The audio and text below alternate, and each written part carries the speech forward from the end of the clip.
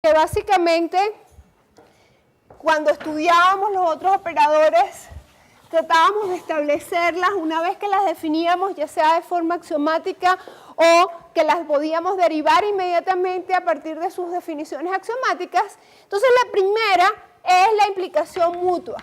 Y vamos a ver qué significa que tengamos implicación mutua. Y realmente que tengamos la implicación mutua lo que nos está diciendo es como una definición alternativa de la equivalencia. Si nosotros decimos que P equivale a Q, eso es equivalente básicamente a que nosotros tengamos P condición suficiente para Q y Q condición suficiente para P. Fíjense que ustedes están como que muy familiarizados con esta definición de la equivalencia, sobre todo cuando la manipulan a la hora de hacer demostraciones donde ustedes tienen que mostrar que existe una equivalencia. Entonces, vamos a ver cuando veamos los métodos de prueba que en este teorema que básicamente nos da como una definición alternativa de lo que es la equivalencia, básicamente lo que estamos diciendo es que P equivalente a Q, eso equivale a P condición suficiente y necesaria para Q. ¿Qué es lo que nos está diciendo esto? Esto es lo que nos está expresando que P es una condición suficiente y necesaria para Q. Y fíjense que cuando nosotros definimos de manera informal la equivalencia, dijimos cómo a la equivalencia la íbamos a representar, cuáles eran las expresiones del lenguaje natural que básicamente nos permitían el modelado de esa equivalencia, básicamente dijimos esto. Entonces, este es un teorema que nos está expresando esta propiedad. El siguiente está expresando que el operador es antisimétrico y vamos a ver cómo representamos la antisimetría. Y básicamente la antisimetría lo que nos está diciendo es que si nosotros tenemos que P es una condición suficiente y necesaria para Q, que es lo que dice esta expresión, eso implica, no implica nada más que P y Q son equivalentes. Entonces, la antisimetría, a diferencia de los otros operadores donde decíamos, bueno, es lo mismo tener P y Q que Q o P, es lo mismo decir P o Q que Q o P. Aquí lo que vamos a decir es que cuando nosotros tengamos al mismo tiempo P condición suficiente para Q y Q condición suficiente para P, lo único que podemos inferir es que ellos dos son equivalentes. Y eso es lo que nos está diciendo esta expresión. ¿Ok? Y eso es lo único que podemos inferir en ese caso. ¿Está claro lo que significa la antisimetría y cómo lo expresamos con el operador de implicación? O sea que cuando se ve que tengo esos dos casos, que P condición suficiente para Q y Q condición suficiente para P, lo único, como sé que el operador no es simétrico, lo único que podemos decir es que ellos dos son equivalentes. ¿Bien? Y finalmente vamos a hablar de la transitividad y es un operador del cual, es una propiedad de la cual hemos estado trabajando todo este tiempo de forma implícita y básicamente cuando nosotros estamos hablando del operador de implicación, la primera propiedad que nos salta a la mente es la propiedad de transitividad. ¿Y qué significa la propiedad de transitividad en la implicación?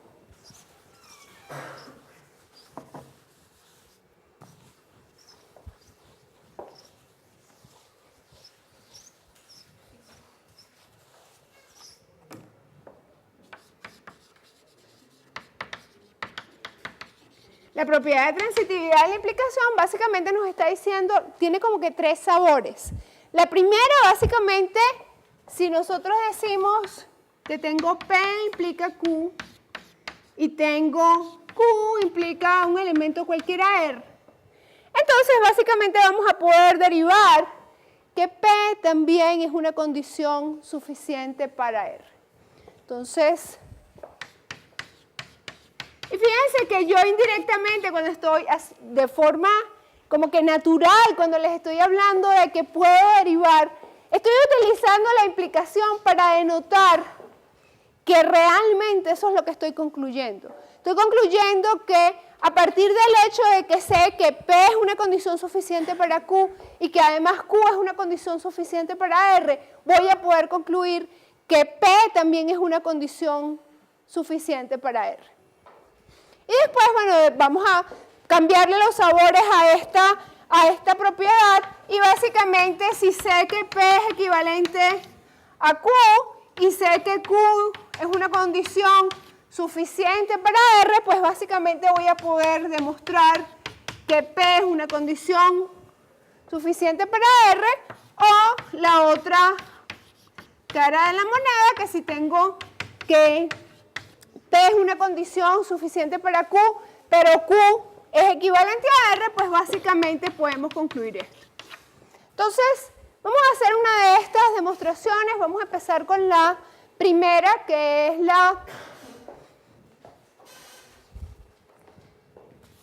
el caso general de la transitividad. Y oigo sugerencias de cómo hacer esta demostración. A ver, por aquí. Dime. Si tengo P, condición suficiente para Q, y además Q, condición suficiente para R, yo a partir de aquí puedo deducir P, condición suficiente para R. ¿Qué hago? ¿Cómo demostramos esta expresión?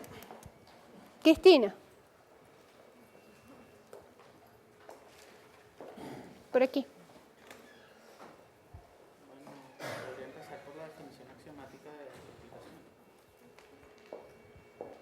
¿Sí? ¿Se nos ocurre algo más? A ver, Maggie, ¿qué se te ocurre? Me estaba pensando en el 360. ¿Qué dice el 360? ¿Qué es el 360? ¿Qué es eso? O sea, esa es una definición alternativa de la implicación. Acuérdense que nada nos dicen los números si no sabemos qué estamos representando. Los números es una manera de indizar nuestros teoremas, pero de nada nos sirven tener los números si no entendemos qué propiedad están representando ese teorema que estamos enunciando. ¿Qué propiedad nos está tratando de enunciar el 360? Es una definición alternativa de la implicación. ¿Sí? Entonces, ¿qué establece esa definición alternativa?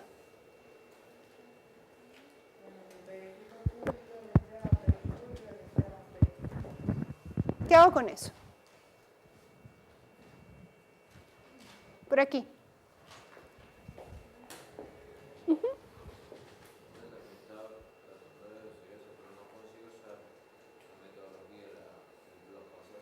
Metodología. Una cosa son las metodologías y otra cosa son los pasos a seguir. Ok, le doy unos segundos. Ajá, muy bien, 359. ¿Qué nos dice el 359? Recuérdense, es otra definición alternativa de la implicación que básicamente nos dice que si yo tengo, vamos a ver definición, implicación, y básicamente, ¿qué nos está diciendo?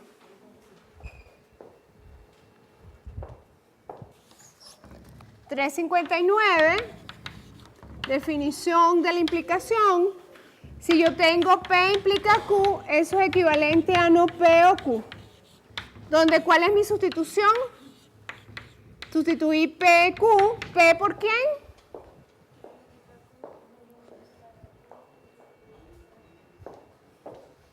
Todo este antecedente.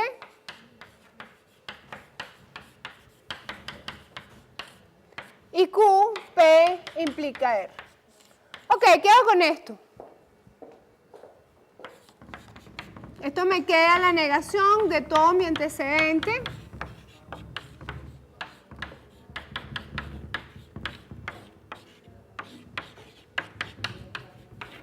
Ajá. ¿Cuál es tu nombre? Osmar. ¿Qué hago con esto, Osmar?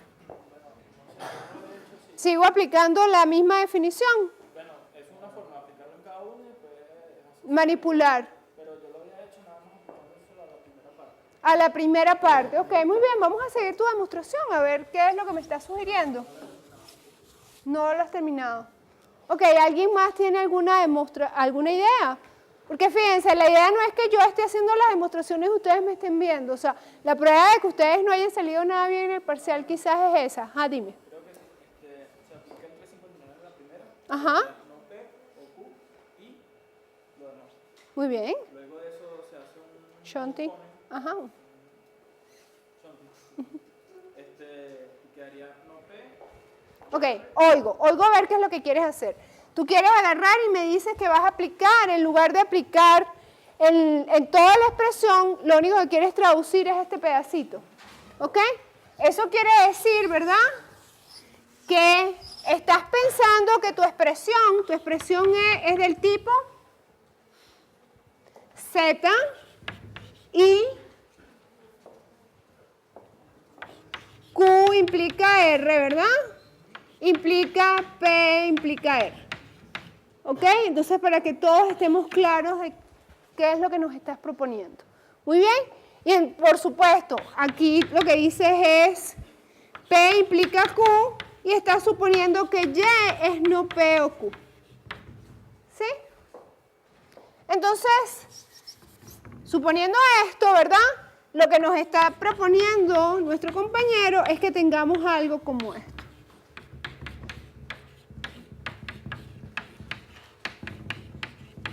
¿Qué hago con esto?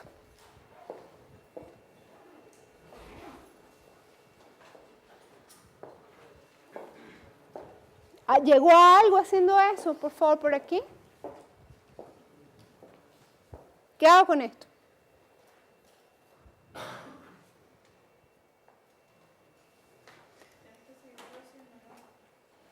No sé. ¿Llegó a algo con esto? ¿Puedo llegar a algo? Esa es mi pregunta. ¿Con que dejemos esto de esta forma? ¿Esto dice algo?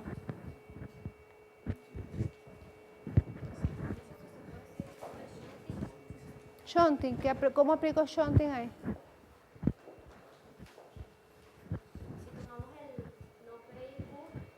Si tomamos el no P y Q, ajá, ¿qué hago con eso? ¿Qué dice shunting? Si yo tengo P y Q implica R, eso es equivalente a P implica, ¿perdón? Q que implica R. ¿Qué hago con eso? ¿Dónde aplico shunting ahí? ¿Hago algo aplicando shunting ahí? No. Ok. ¿Hago algo con lo que tengo hasta el momento? O sea, yo no sé manipular las implicaciones. ¿Me puedo quedar aquí haciendo algo más? Yo me iría por eliminar todas las implicaciones que hay en todo y cada... Ajá, elimino todas las implicaciones. Es decir, aplicamos la heurística de eliminación que nos dice, vamos a traducir las implicaciones, en este caso, a operadores que conocemos. ¿Y cuáles son los operadores que conocemos en este caso que queremos traducir? O conjunción o disyunción. ¿Ok? Entonces, me están sugiriendo que empezásemos con la traducción de la implicación a negación y disyunción. Podemos seguir con esa negación y con esa traducción, pero tenemos que aplicarla. Ok, entonces, si yo aplico la traducción de la implicación en cada una de las implicaciones, 359, ¿verdad? Definición de la implicación, y voy aplicando la traducción de la implicación en las diferentes implicaciones que tengo.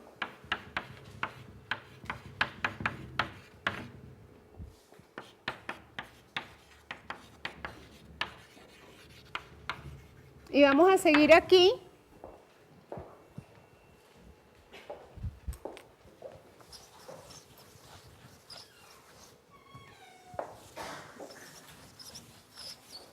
Entonces, primero me quedan no P o Q y ¿qué más? no Q o R, implica no P o R. Ahora, ¿qué hago con esto? Aplico otra vez y la definición de la implicación, pero a toda la expresión. Eso es lo que me están diciendo.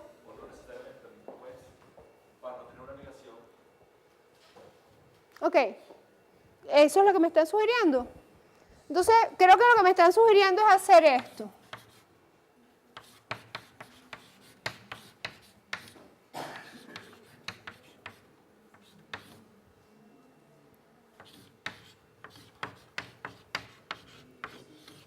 Eso fue lo que me estaban sugiriendo.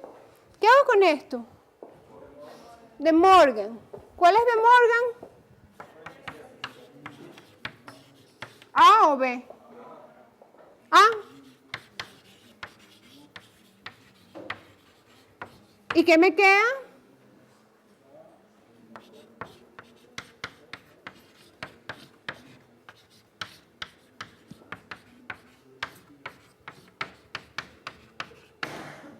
Ok, por aquí, ¿qué más hago? Perdón, ¿qué sugerencia tienes? Muy bien, pero entonces vamos a comentar aquí, por favor. ¿Qué hago con esto? ¿Qué hago con esto? ¿Sigo aplicando de Morgan 2 veces?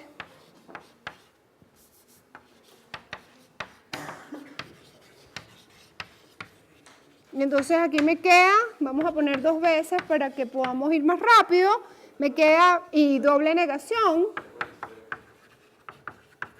Entonces, ¿qué me queda aquí?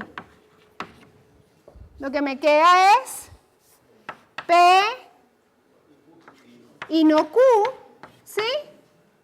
O Q y no R o no P o R. ¿Qué hago con esto? Empiezo a distribuir, ¿verdad? Si asumo que mis simetrías están implícitas y las asociatividades están implícitas, ¿y qué me queda? Lo que me queda es que pudiese mover esto por acá, ¿sí? Y este lo muevo para acá. Y aplico absorción 2 veces y ¿en qué va a resultar esa demostración? Entonces me voy a mudar para la otra pizarra y oigo que ustedes me indiquen en qué me está quedando esto. Después de que aplico, dejo implícitas las asociatividades y las simetrías de la disyunción. ¿Qué me queda aplicando absorción? ¿Y cuál de las absorciones estoy aplicando? ¿Perdón?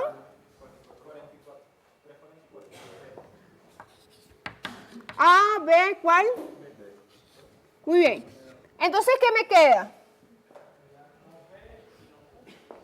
No P y no Q o R. Ajá, ¿y qué hago con esto? Eso es lo que tengo.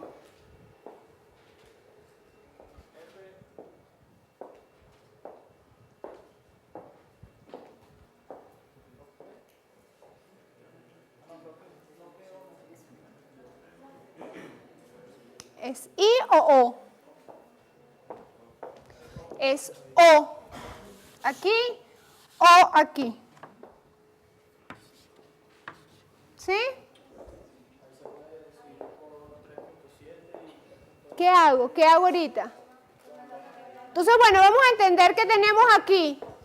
Si tenemos implícitas las simetrías y las asociatividades de la conjunción, fíjense lo que nos queda.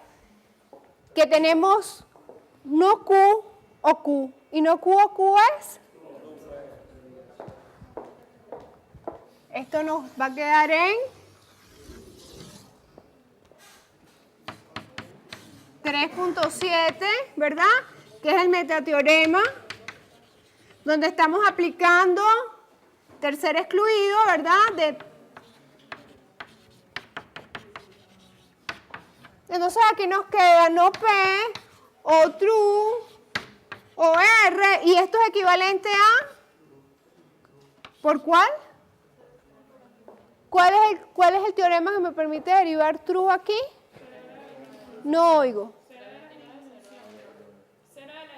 Ok, el cero de la disyunción. ¿Y cuál es el teorema que establece el cero de la disyunción? 3. ¿Y qué nos dice el cero de la disyunción? Que si tengo P o true, eso es equivalente a... Muy bien. Entonces derivamos el true, y básicamente el true es un teorema conocido que corresponde al... Muy bien. ¿Dudas? Entonces fíjense, nuevamente, me acaban de demostrar que no saben la absorción. ¿Por qué? Porque lo que me dijeron fue que colocase aquí conjunciones, y si hubiéramos colocado las conjunciones era imposible que pudiéramos llegar a lo que estábamos haciendo. Entonces, no, es que no son errores de tipeo. ¿Bien? Esos son los errores de tipeo que nos cuestan un examen o nos cuestan la materia.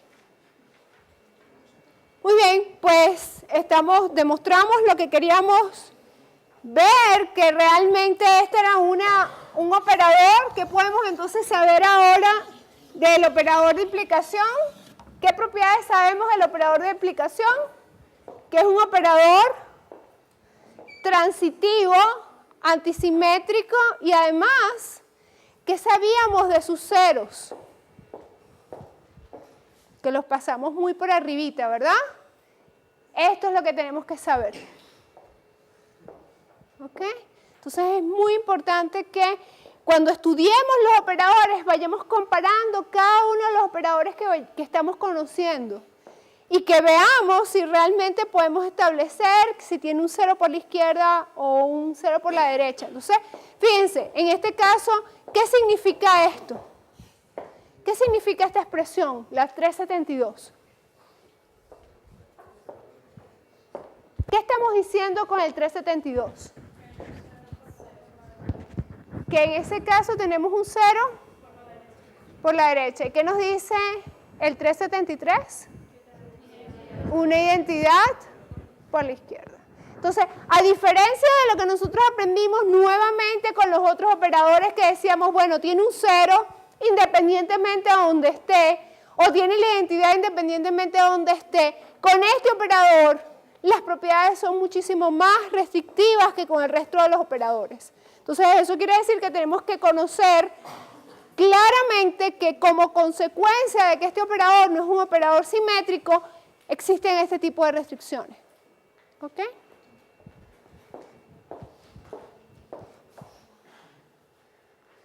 Entonces, bueno, vamos a tratar de repasar nuestra regla de diferencia, que es la que nos va a permitir introducir el nuevo método de prueba. Y vamos a recordar, ¿verdad?, que como nosotros empezamos la materia diciendo, teníamos 3 reglas de inferencia. La primera regla de inferencia nos dice que la sustitución textual de cualquier teorema es un teorema. La segunda regla de inferencia lo que nos establece es que podemos tener la regla de transitividad con la equivalencia. Y la tercera regla de inferencia está establecida por la regla de Leibniz, que básicamente nos dice que si yo tengo dos expresiones que son equivalentes, la sustitución de esas expresiones en cualquier otra expresión también, el resultado de hacer esas sustituciones también es equivalente.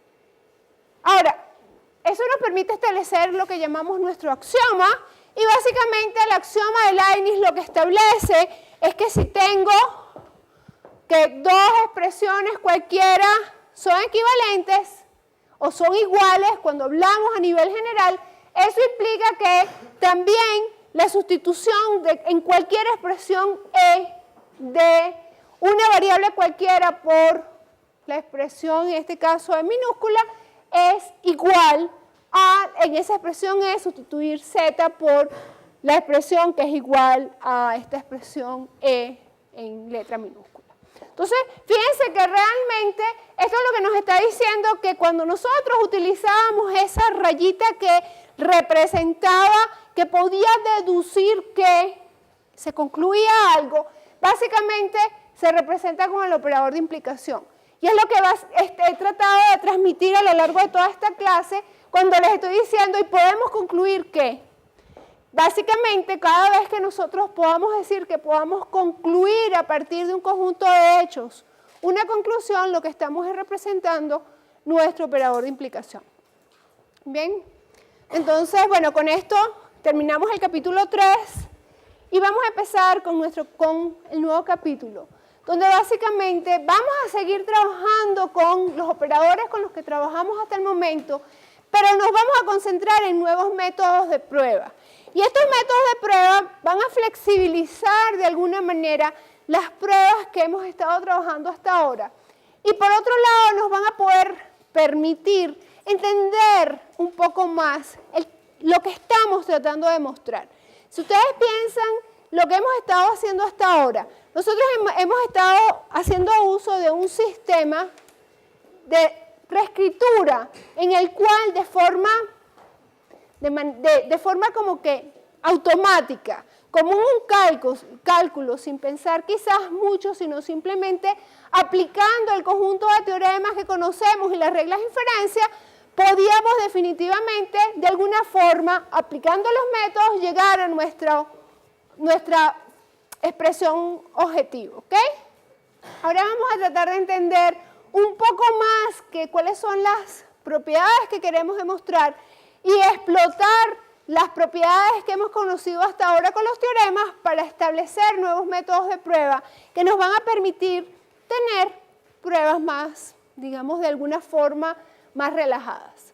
Entonces, estos son los 3 teoremas con los que voy a estar trabajando hoy en la clase y que me van a ayudar a básicamente explicar el método de prueba, nuestro primer método de prueba de esta semana.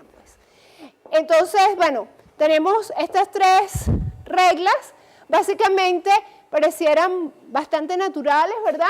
Yo puedo decir que P es una condición suficiente para que cualquier expresión Q sea condición suficiente de P, y 2 condiciones de monotonía que básicamente lo que nos dicen, una es que si yo tengo P condición suficiente para Q, eso es suficiente para que yo pueda conseguir cualquier expresión R y le ponga como disyunción tanto en el antecedente como el consecuente y se siga manteniendo la condición de suficiencia.